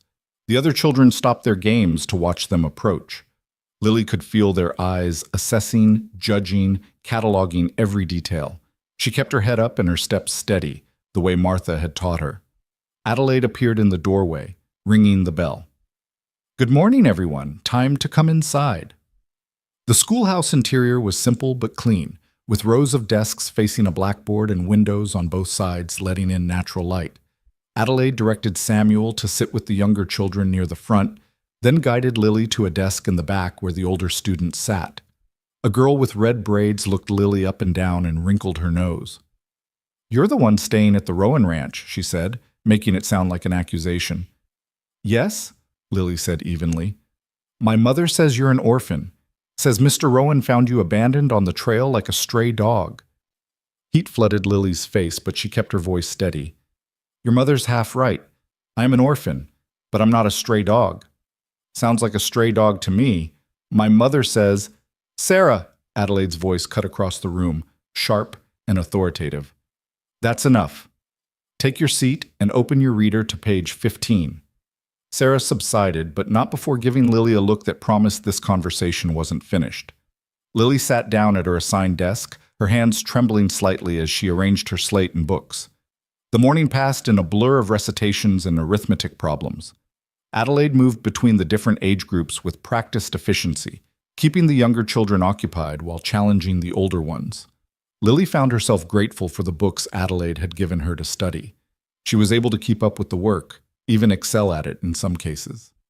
At lunch, the children scattered outside. Samuel stayed close to Lily as they found a spot under a tree. They were unwrapping their lunches when 3 boys approached, led by a stocky child who looked about 13. "So you're the charity cases," the boy said, "the ones Rowan took in." "We're students here, same as you," Lily said. "Not the same at all. My father owns the general store. Sarah's father runs the bank. We're somebodies. You're nobodies who got lucky." Samuel shrank back, but Lily stood her ground. "Being somebody has nothing to do with who your father is. It has to do with who you choose to be." The boy laughed. "That's a nice thought. But out here, who your family is matters. And you don't have a family, do you?" "Yes, I do," Lily said, and was surprised to find she meant it. I have Caleb and Martha and Samuel. That's my family. A hired man playing rancher and his housekeeper? That's not a family, that's Thomas Mitchell. Adelaide's voice rang out across the yard. My office. Now! Thomas went pale, but tried to maintain his bravado as he walked past Adelaide into the schoolhouse. The other boys scattered. Adelaide came over to where Lily and Samuel sat. Are you all right? She asked. We're fine, Lily said. Just getting to know our classmates. Adelaide's mouth twitched with something that might have been a smile. Thomas is the mayor's son. He's used to being the biggest fish in a small pond. Don't let him get to you. I won't. But the encounter had shaken her more than she wanted to admit. It wasn't the insults themselves. She'd heard worse from Mrs. Hutchinson. It was the casual certainty in Thomas's voice when he'd said she was nobody. The way the other children had nodded along, accepting it as simple truth. That afternoon, Adelaide kept Lily after class. Samuel waited outside, sitting on the steps in the sunshine. I wanted to talk to you about today, Adelaide said, settling into the chair behind her desk. About Thomas and Sarah and what they said. It's fine, I can handle it. I'm sure you can, but you shouldn't have to. Adelaide leaned forward. I grew up in Boston, in a wealthy family with all the advantages. When I decided to come west to teach, my family was horrified. They said I was throwing away my birthright, that I'd be nobody out here among the frontier rabble. She smiled. They were half right. I did become nobody, nobody's daughter, nobody's wife, nobody's anything except myself. And I found that being nobody, according to their definition, meant I could be somebody on my own terms. What does that have to do with me? Lily asked. Everything. Thomas and Sarah, they're trying to define you by what you lack. Family name, social standing, property. But you get to decide what defines you. Your intelligence defines you. Your courage defines you. The fact that you survived what would have killed most people defines you. Adelaide paused. Don't let them write your story. Right. You write it yourself. Lily thought about this on the ride home. Caleb asked about her day, and she gave him the abbreviated version, leaving out the worst of what Thomas had said. But Caleb was perceptive, and he didn't press when she went quiet. That night at dinner, Samuel told them everything. He recounted Thomas's words with perfect accuracy, his voice shaking with remembered hurt. Martha's face grew stormy, and Caleb's jaw tightened. I'll talk to the mayor tomorrow, Caleb said. No, Lily said quickly. That'll just make it worse. Thomas will say we can't fight our own battles, that we need you to protect us. You're children. You shouldn't have to fight these battles. But we do have to, because if you fight them for us, it just proves we're what Thomas says we are, charity cases who can't stand on our own. Caleb looked at her for a long moment. When did you get so wise? I'm not wise. I'm just tired of being defined by what other people think I am. The weeks that followed were difficult but not impossible. Thomas and his friends kept their distance after Adelaide's intervention, but the whispers continued. Lily heard fragments of conversations that cut off when she approached. She saw the way some mothers pulled their children aside when she passed. She felt the weight of judgment that seemed to follow her everywhere in town. But she also found unexpected allies. A quiet girl named Emma started sitting with her and Samuel at lunch, explaining that her own father had died last year, and she knew what it felt like to be looked down on. Two brothers, recent immigrants from Germany, joined their group because they were tired of being mocked for their accents. A black boy named Marcus, whose family ran a small farm on the outskirts of town, gravitated toward them because he understood what it meant to be always on the outside. They formed their own small community within the larger school, bound together by their shared experience of not quite belonging. And slowly, Lily began to understand what Adelaide had meant about writing her own story. She couldn't control what people said about her, but she could control how she responded. She could work harder, study more, prove through her actions that she was worth more than the circumstances of her arrival. As autumn deepened into winter, the ranch itself began to change.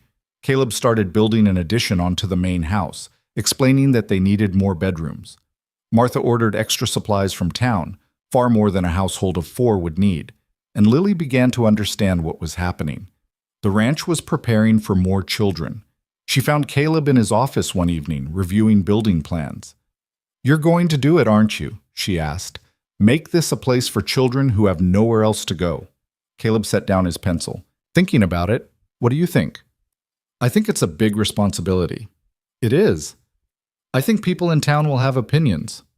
They will. I think some of those opinions will be ugly, no doubt. Caleb leaned back in his chair. But I also think there are children out there, right now, in situations like you and Samuel were in. And if I have the means to help them, if I have the space and resources to give them a chance, then maybe I have an obligation to do it. What does the law say? Lily asked. About taking in children who aren't yours? The law is complicated. There's no formal system out here for caring for orphans or abandoned children. Some towns have orphanages, but they're overcrowded and underfunded. Most kids like you and Samuel just fall through the cracks. He paused. I've been talking to a lawyer in Cheyenne. He says if I establish this as a formal operation, if I follow certain guidelines and submit to inspections, I can create something legal and above board. A ranch that also serves as a home for displaced children. And if people object, then they object. But I own this land free and clear. I employ half the men in this county. And I pay my taxes on time and in full. That gives me a certain amount of leverage.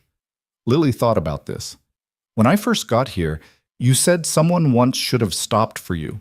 Is this you stopping for everyone you couldn't help before? Caleb smiled. Maybe.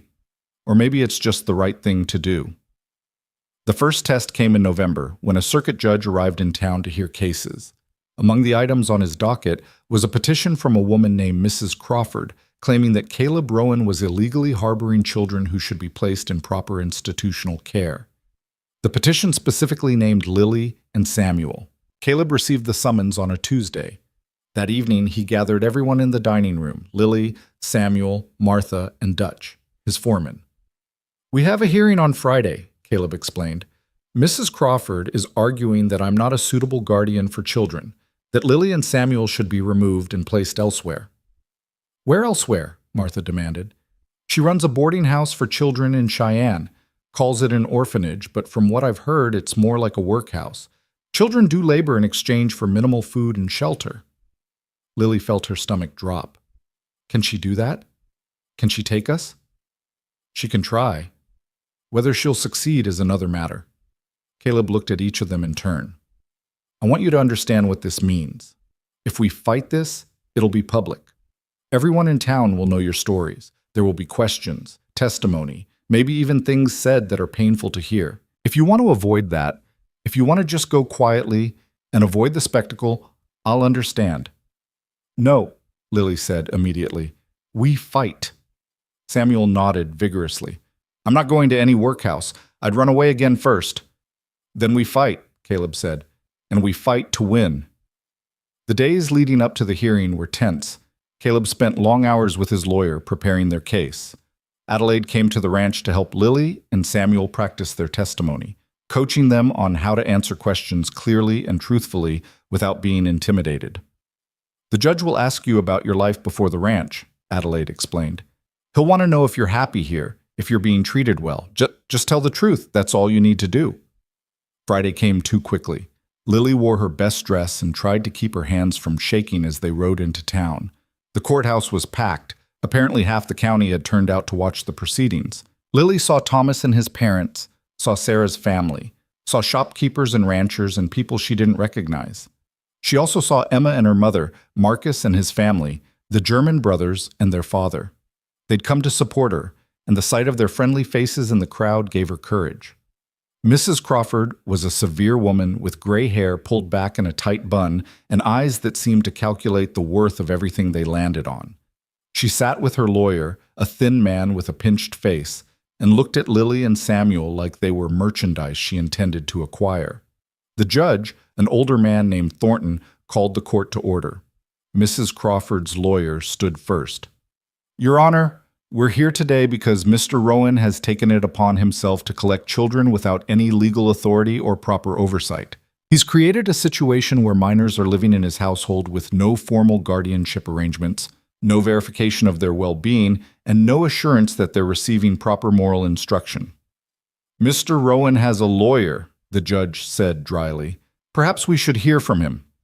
Caleb's lawyer, a sharp-eyed man named Harrison from Cheyenne, stood. Your Honor, my client found a child dying of heat exposure on his property. He provided medical care, shelter, and protection.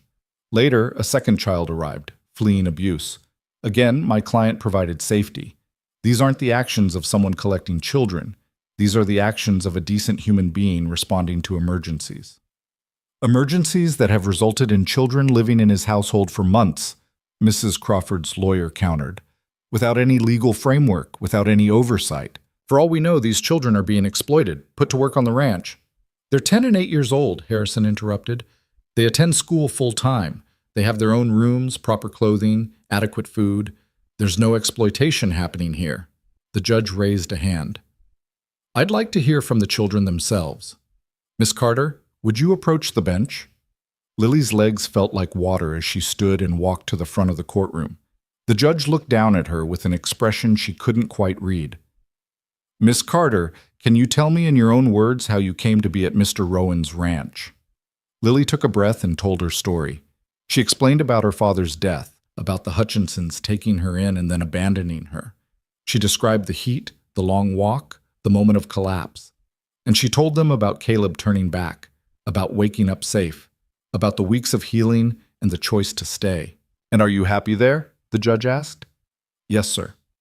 Has anyone at the ranch mistreated you or asked you to do inappropriate work? No, sir. I help with small chores because I want to, not because I have to. And I go to school every day. What about you, young man? The judge turned to Samuel. Tell me your story. Samuel's voice was quieter than Lily's, but no less firm. He told about the Brennans, about the beatings and threats, about running away in desperation.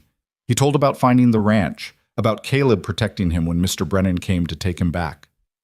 And if I were to send you to Mrs. Crawford's establishment in Cheyenne, how would you feel about that? The judge asked. Samuel's eyes widened with fear. Please don't. I'll be good. I'll work hard. I'll do anything. Just please don't send me away. The judge's expression softened. No one's going to send you anywhere you don't want to go, son. Sit down. He turned to Mrs. Crawford. Madam, what exactly is your interest in these children? Mrs. Crawford stood. Your Honor, I run a Christian establishment for displaced youth.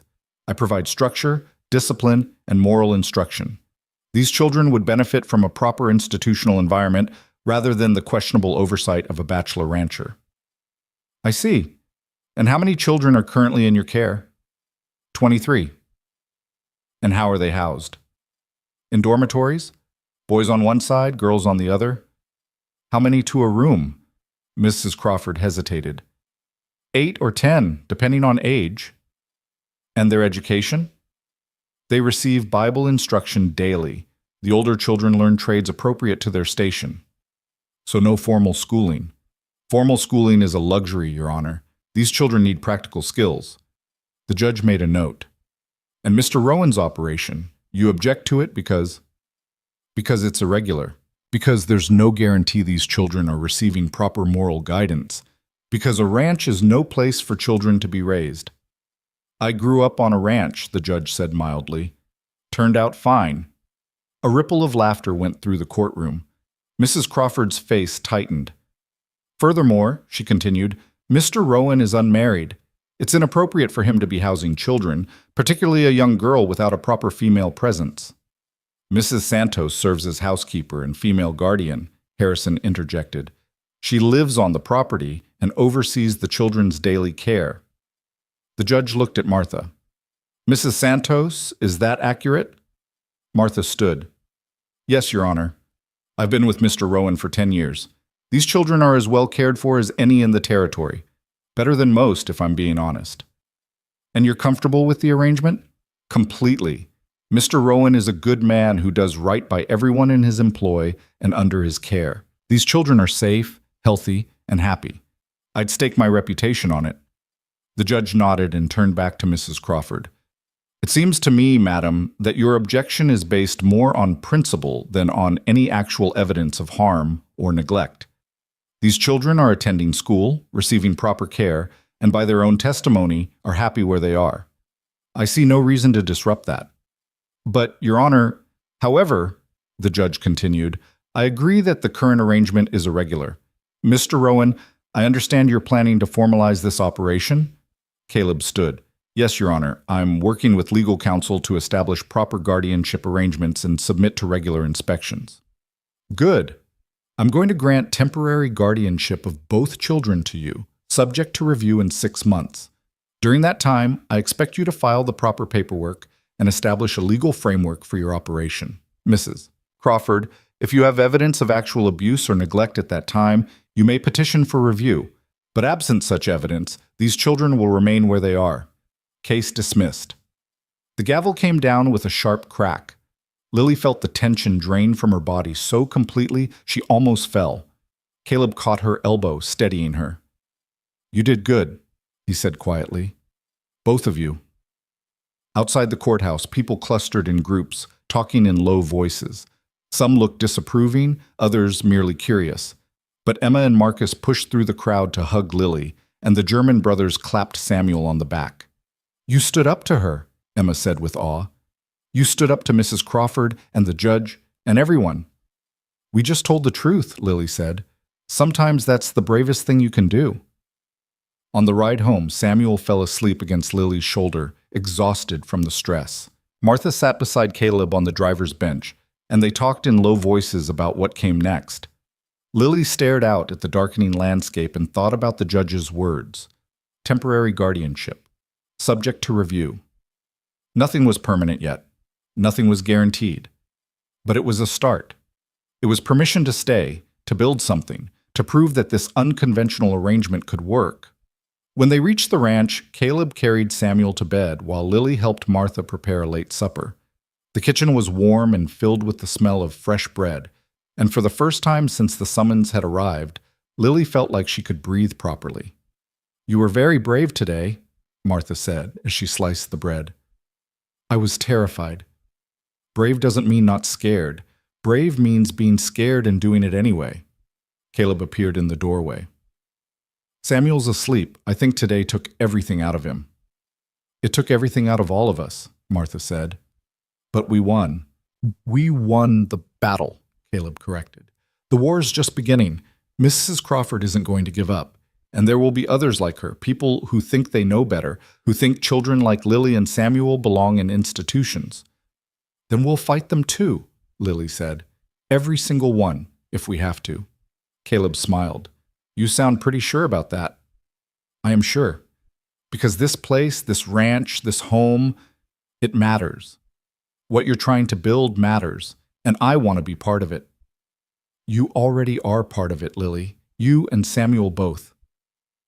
That night, lying in her blue room, Lily thought about everything that had happened since the day Caleb had found her on the burning trail. She thought about how close she'd come to dying, how easily she could have been just another forgotten child who didn't survive. But someone had stopped. Someone had turned back. And that one decision had changed everything. Now the ranch was changing too, transforming from a successful cattle operation into something more, a refuge for children who had nowhere else to go, a place where being nobody, according to the world's definition, meant you could become somebody on your own terms. The addition to the main house was nearly finished. Soon there would be more bedrooms, more space for children who needed it. And Lily understood with sudden clarity that she wanted to be here when they arrived. She wanted to be the one who helped them settle in, who showed them they were safe, who proved through her own presence that survival was possible and that sometimes people actually kept the promises they made. She'd survived the burning trail. She'd survived the hearing, and she was going to survive whatever came next, because that's what you did when someone gave you a chance worth fighting for. You kept moving. And you built something that mattered. Winter came hard that year, sweeping down from the mountains with snow that piled high against the barn doors and wind that howled through the cottonwoods. The addition to the main house was finished just before the first major storm, 4 new bedrooms with sturdy beds and windows that looked out over the ranch. Caleb had painted each room a different color, soft green, pale yellow, warm gray, dusty rose, giving each space its own character, its own invitation to whoever might need it. The bedrooms didn't stay empty long. A girl named Anna arrived in early December, brought by the sheriff who'd found her living in an abandoned cabin after her grandmother died. She was 12, silent and wary, with dark eyes that seemed to take in everything and trust nothing. Martha settled her in the green room and Lily tried to talk to her, but Anna responded only in monosyllables, keeping her thoughts locked away behind walls that looked unbreachable. 2 weeks later, twin boys showed up, Marcus and Matthew, age 9, whose father had died in a mining accident and whose mother had succumbed to grief and whiskey, leaving them to fend for themselves. They were small and scrappy, quick to fight each other, and quicker to defend each other against anyone else. Caleb put them in the gray room and told them the rules. No fighting in the house, chores before play, and school every single day. Then came Rosa, a 7-year-old whose parents had died of cholera, leaving her in the care of an uncle who drank away what little money they had. The sheriff brought her in January, wrapped in a blanket so thin it was nearly transparent, her lips blue from cold. Martha tucked her into the yellow room and spent hours getting her warm again, feeding her broth, and speaking to her in Spanish until the terror finally left her eyes. By February, the ranch household had grown from 4 to 9. The dining table that had once seemed too large now felt exactly right, filled with children's voices and the clatter of plates. Martha cooked enormous meals and still complained there was never enough food. The schoolhouse in town could barely accommodate all the new students, and Adelaide had to get creative with her lesson plans to manage the different ages and abilities. The town watched this transformation with a mixture of fascination and suspicion. Some people, like Emma's mother and the families of Lily's school friends, openly supported what Caleb was doing. They brought donations, clothes their children had outgrown, books, blankets, preserved food. Others, like Thomas's father, the mayor, and Mrs. Crawford's allies, grumbled about propriety and warned that Caleb was creating a haven for troublemakers and strays. "Let them grumble," Caleb said one evening at dinner, after the mayor had stopped by to express his concerns. "We're not breaking any laws, we're not hurting anyone. We're just giving children a place to be children." "The mayor says people are worried," Lily said. "He says a ranch full of orphans will drive down property values, make the town look desperate." "The mayor's worried about the wrong things," Martha said firmly. "Property values matter less than children's lives." But Lily could see the strain on Caleb's face, the way the criticism weighed on him, even as he tried to brush it off. The ranch was successful enough to support the additional children financially, but the social cost was becoming harder to ignore. Invitations that had once come regularly, to town events, to neighboring ranchers' gatherings, had slowed to a trickle. Dutch reported that some of the ranch hands were catching grief in town for working for that charity operation. Even Adelaide faced questions about whether it was appropriate to teach those Rowan children alongside respectable families' sons and daughters. The breaking point came in March, when the bank denied Caleb's application for a loan to expand his cattle operation. The loan officer, Sarah's father, was apologetic but firm. "It's not about your creditworthiness, Caleb. Your finances are solid, but the board is concerned about the, irregular nature of your household. They worry it indicates instability, poor judgment." Caleb had come home that evening with his jaw set and his eyes hard. At dinner, he barely spoke. After the children went to bed, Lily found him on the porch, staring out at the dark ranch. "You're thinking about stopping," she said. It wasn't a question. Caleb didn't deny it. "I'm thinking about what happens if I can't expand the herd, if I can't get the credit I need to operate effectively, if the ranch starts failing because I chose to help children instead of maintaining my reputation. Would you really stop? Send us away?" "No." The word came quickly, firmly. "Never. But I might have to make different choices going forward. Maybe stop taking in new children. Maybe scale back." Lily sat down beside him. "When you found me on that trail, you said someone should have stopped for you. Do you still believe that?" "Of course." "Then you already know the answer. You can't stop now just because it's hard. You can't close the doors because people are judging you. Because if you do, then the next child who needs help won't have anywhere to go." Caleb looked at her, and in the moonlight she could see the conflict on his face. The practical rancher who'd built an empire through careful decisions warring with the abandoned boy who knew what it meant to be turned away. "When did you get so wise?" he asked, echoing the question he'd asked months ago. "I learned from you," Lily said simply. "You taught me that survival isn't enough, that you have to build something worth surviving for." The next morning, Caleb rode into town and came back with Adelaide. They closeted themselves in his office for hours while the children did their chores and Martha prepared lunch. When they finally emerged, Caleb looked tired but determined. "Gather everyone," he told Martha. "I want to talk to all the children." They assembled in the living room, all 7 children ranging from Rosa at 7 to Anna at 12. Lily and Samuel sat together on the sofa, the twins sprawled on the floor, Anna in the corner chair with her knees drawn up, and Rosa on Martha's lap. Caleb stood in front of them, and for a moment he seemed at a loss for words. Then he took a breath and began. I want to tell you all a story. When I was 7 years old, my mother sold me to a ranch for $20 and a bottle of whiskey. The rancher worked me hard, beat me when I didn't move fast enough, and made it clear I was worth less than his horses. When I was 14, I ran away. I survived, barely, and I spent the next 20 years building this ranch from nothing. I told myself I was proving I was worth something, that I mattered. He paused, looking at each of them in turn. But the truth is, I was still that 7-year-old boy, still trying to earn the right to exist, still believing that my value came from what I could build or achieve. It wasn't until Lily asked me why I'd turned back for her that I understood. I was worth something the day I was born, not the day I bought my first acre of land. And so are all of you. Rosa squirmed in Martha's lap. What does that mean?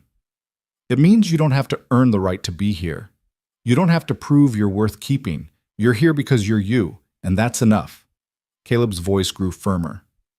There are people in town who think this ranch should be just a ranch, who think I should focus on cattle and profits and maintaining my reputation. And maybe they're right that it would be easier. But easy isn't always right. So what are you going to do? Matthew asked. I'm going to formalize this operation legally and properly. Adelaide's been helping me research what that looks like. We're going to petition the territorial government to recognize this as an official home for displaced children. We're going to submit to inspections, keep detailed records, and prove that children can be raised well outside of institutions like Mrs. Crawford's. What if they say no? Anna spoke for the first time in weeks, her voice raspy from disuse. Then we appeal. And if that doesn't work, we find another way. Because I'm not sending any of you away. This is your home, and it's going to stay your home. Lily felt tears prick her eyes, but they were good tears, the kind that came from relief and gratitude and the fierce certainty that this man meant what he said. Now, Caleb continued, this isn't going to be easy. There will be inspections and interviews and people asking questions. Some folks in town are going to be difficult, but we're going to face it together, and we're going to prove that family isn't just blood. It's choice. It's commitment. It's showing up day after day and choosing to care. Like you chose to turn back for Lily, Samuel said. Exactly like that. Over the following months, Caleb worked with Adelaide and his lawyer to transform the ranch into something unprecedented in Wyoming territory. A privately funded home for displaced children that operated outside the traditional orphanage system. They drafted bylaws, established oversight procedures, and created educational requirements. Caleb hired a part-time teacher to supplement Adelaide's work, ensuring the children received robust schooling. He brought in a doctor monthly to check on everyone's health. He opened the books to regular audits, proving the operation was financially sound. The territorial inspector came in May, a stern woman named Mrs. Harrison who spent 3 days examining every aspect of the ranch. She interviewed each child privately, checked the bedrooms and common spaces, reviewed the educational curriculum, and questioned Caleb's qualifications and motivations. When she finished, she sat with Caleb in his office and delivered her verdict. Mr. Rowan, I came here expecting to find a well-meaning but chaotic operation, probably doing more harm than good. What I found instead is the most comprehensive and thoughtful child welfare program I've seen in this territory. These children are healthy, educated, and genuinely happy. You've created something remarkable. Caleb released a breath he hadn't known he was holding. So you'll approve the license? I'll recommend approval, yes, but I have one concern. She leaned forward. This operation relies entirely on you, your money, your land, your commitment. What happens if something happens to you? If you die or become incapacitated? These children would be left vulnerable again. It was a valid concern, one that had kept Caleb awake at night. I've been thinking about that, he admitted. I need to establish a trust, create a legal structure that survives me. I'd recommend it strongly, and I'd also recommend finding a way to involve the community more directly. The more people who have a stake in this operation's success, the harder it will be for critics to shut it down. That conversation led to a town meeting in June. Caleb stood before a packed room and presented his vision. Not just a ranch, but a community resource. He proposed a board of overseers made up of respected town members who would provide oversight and accountability.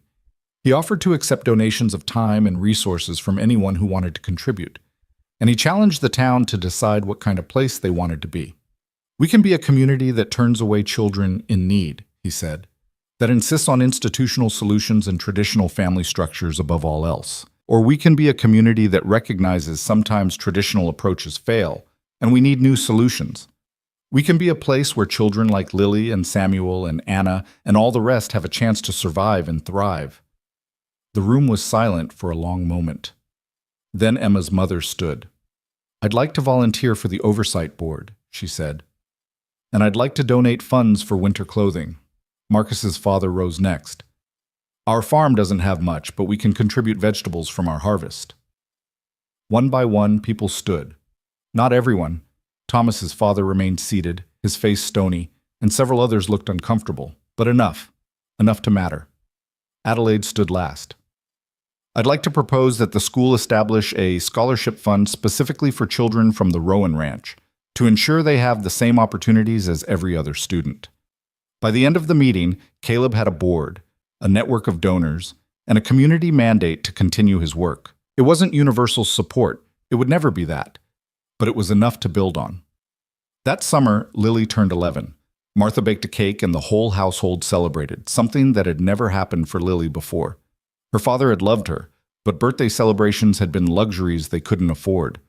The Hutchinsons certainly hadn't marked the occasion, but here, surrounded by this chosen family, Lily felt something she'd never quite experienced before. She felt valued, not for what she could do or provide, but simply for existing. "Make a wish," Rosa said excitedly, bouncing in her chair. Lily looked around the table at the faces watching her: Samuel and Anna, the twins, Rosa, Martha, and Adelaide who'd stayed for dinner, and Caleb at the head of the table. She looked at this family they'd built from broken pieces, this home they'd created from necessity and choice.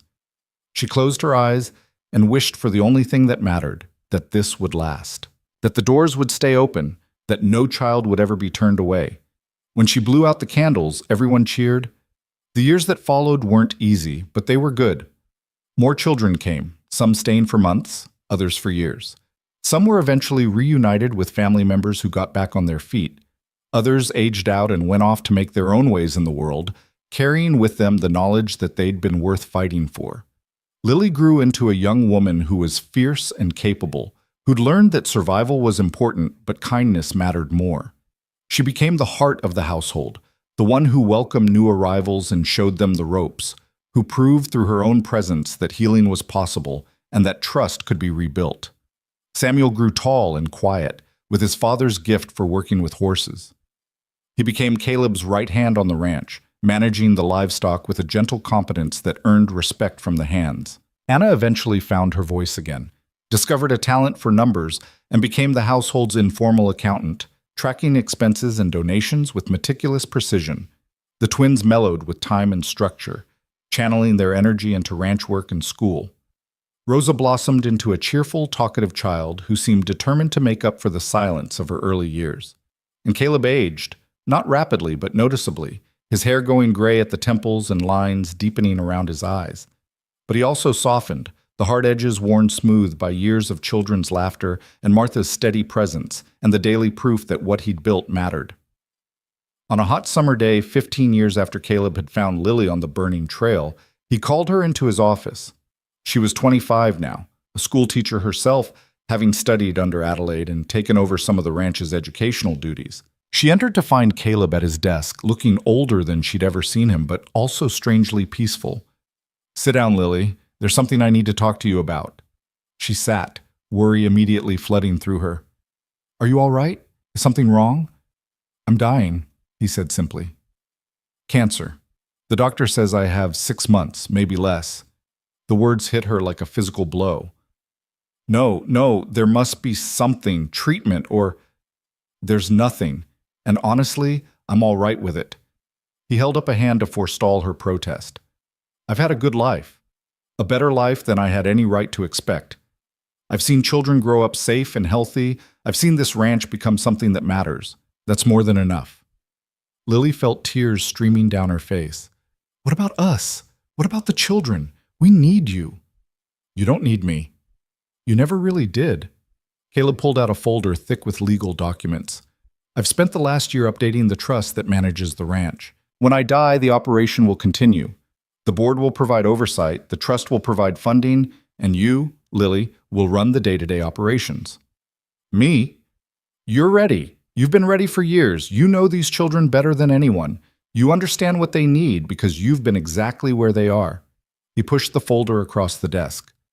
The ranch is yours, not as property. It belongs to the trust, which ensures it can never be sold or turned to other purposes, but as responsibility, as purpose, as the thing you choose to build your life around. Lily took the folder with shaking hands. I don't know if I can do this without you. Yes, you can. Because I didn't teach you to survive. You already knew that. I just taught you what to survive for. Caleb's smile was gentle. And you taught me something too.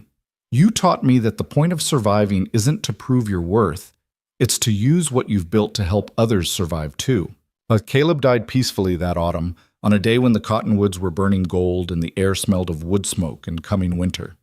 He spent his last week surrounded by the children he'd saved, some now adults, some still young, and when he took his final breath, it was with Lily holding one hand and Martha holding the other.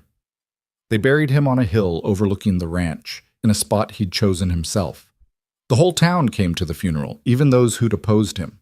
Even Thomas's father, looking old and humbled, came to pay his respects.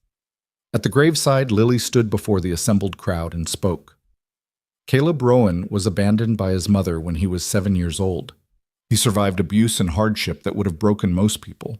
He could have let that experience make him hard and bitter. Instead, he chose to make it his mission that no child would face what he faced alone. He built this ranch into a refuge. He opened his doors and his heart, and he changed the lives of every child who came through here. She looked out at the faces watching her, children she'd grown up with, children who'd come after, adults who'd aged out but returned for this. Samuel standing tall and steady, Anna with her account books tucked under her arm even now, the twins, the families, the community members who'd eventually come to support the operation. Caleb used to say that someone once should have stopped for him. That's why he stopped for me, and for all of us. But here's what I learned from him. It's not enough to just stop. You have to build something. You have to create a place where people can heal and grow and become who they're meant to be. That's what Caleb did. And that's what we're going to keep doing. Martha squeezed her hand. Adelaide smiled through tears. And Lily knew, with absolute certainty, that this work would continue. The doors would stay open. The children would keep coming. And she would be here to welcome them, just as Caleb had welcomed her. The years continued to pass, measured in seasons and harvests, and the steady rhythm of children arriving and growing and sometimes leaving. Lily ran the ranch with the same fierce dedication Caleb had shown, but with her own touch, softer in some ways, more practical in others. She married eventually, a quiet rancher from a neighboring spread who understood her commitment to the children and supported it fully. They had children of their own who grew up alongside the other children in a household where family was defined by choice rather than blood. The ranch prospered. The trust grew, supplemented by donations and careful management. The community that had once viewed the operation with suspicion came to see it as a point of pride, a progressive approach to child welfare that other territories began to emulate. And through it all, Lily remembered. She remembered the heat of that trail, the burning ground beneath her bleeding feet. She remembered the moment of collapse, the certainty that she was dying. And she remembered the sound of hooves, the shadow falling across her face, the strong hands lifting her to safety. She remembered Caleb's voice, rough with shock and something deeper. I've got you. You're all right now. Those words had changed everything. One decision by one man to turn back instead of riding on. One choice to see a dying child as worth saving. One commitment to prove that survival could lead to something more than just existence. On a summer day 30 years after Caleb had found her, Lily stood on the porch of the ranch and watched a wagon approach. A sheriff climbed down, and behind him a small girl emerged, maybe 9 or 10, painfully thin, with frightened eyes and the careful movements of someone who'd learned not to draw attention. The sheriff explained the situation. Parents dead, no family willing to take her, the girl days away from being sent to an overcrowded institution in Cheyenne. Lily listened, her heart aching with recognition. When the sheriff left, Lily knelt down to the girl's level. "What's your name?" she asked gently. "Hannah," the girl whispered. "I'm Lily." "Welcome home, Hannah."